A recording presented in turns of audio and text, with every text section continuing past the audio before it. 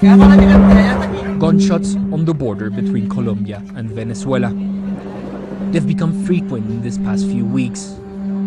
Que llegaron golpeando las puertas, dañando las ventanas, agarrando gente. No, que se nos están metiendo a la casa, que no, que los están golpeando. The result? This. Thousands of Venezuelans are crossing this river into Colombia, fleeing from the crossfire.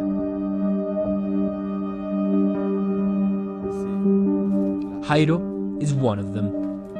Por allí, en aquel frente, aquí abajito, fue donde quemaron las casas, las motos que le estaba mostrando ahorita.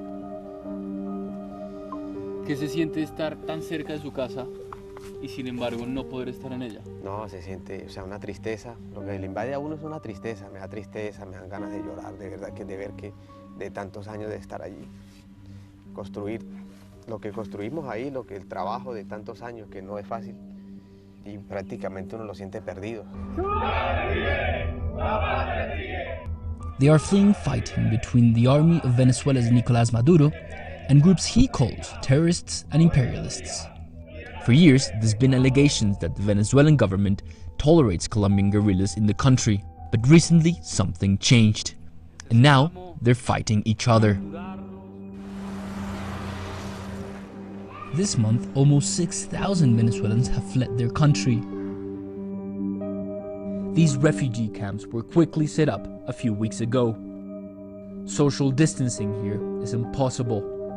The humanitarian response here has been huge, but most of the refugees are in informal shelters hosted by Colombians, by locals, like this one. This woman fled with her young children. A mis hijos los tengo engañados. Según yo les digo a ellos que estamos de vacaciones. Cada vez que sonaba una bomba o algo, le decían, uy, va a llover.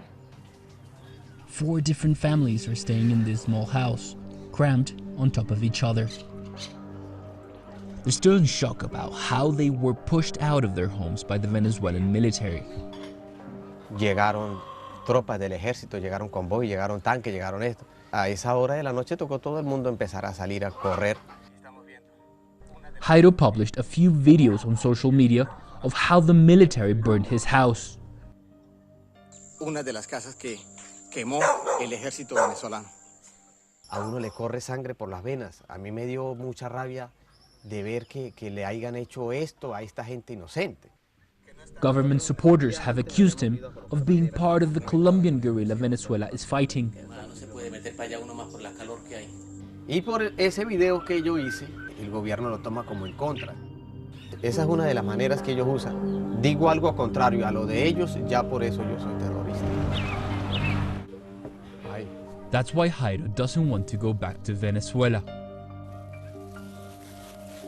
Just like Jairo is helping his relatives building a new house, we've seen several families in the same situation. They're really close from their actual land, and yet they have to build a new life in this side of the border. These 3 women, who asked not to be named because they fear for their safety, even in Colombia, decided to stay on this side. No sabemos si estamos refugiados, si somos desplazados, en qué quedamos nosotros, porque estamos sin respuesta de nada. Entonces me preocupa mucho porque yo quiero migrar para otro país por temer a mi vida y la de mis hijos. These refugees are adding to the pressure Colombia is already under. The country has received almost 2 million migrants from Venezuela due to the country's economic collapse. So the people who just got here because of the fighting fear that Colombia doesn't have the means to help them. The Caracas government has shown images of Venezuelans returning home over the past month. But there are still thousands of people too scared to cross the river that separates them from their home because of the ongoing conflict.